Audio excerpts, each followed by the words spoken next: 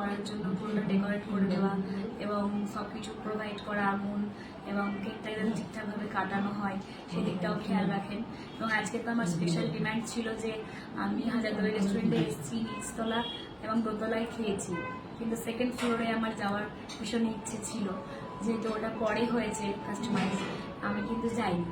তো এই কারণে আমি বললাম আজকে যে আমি চাই মায়ের কেকটা আজকে ওখানেই কাটাবো। তো ওনারা আমার সেই ডিমান্ডটাও রেখেছেন, পুরো করেছেন এবং কথা মতো উপরটাও ডেকোরেট করে দিয়েছেন এবং আমরা গিয়ে বেশ আনন্দ পেয়েছি, ভালো লেগেছে। যেহেতু এখন একটু ভিড়টা কম, সে কারণে ওখানে ওদের সার্ভ করে দেওয়াটা পসিবল হলো না, তাই আমরা আবার ফার্স্ট ফ্লোরে এসে খেয়েছি। কিন্তু আমাদের কথাটা, আমাদের ডিমান্ডটা রেখেছে, তার জন্য অসংখ্য ধন্যবাদ জানাচ্ছি।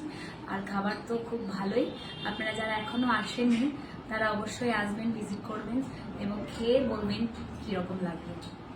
ধন্যবাদ, থ্যাংক ইউ।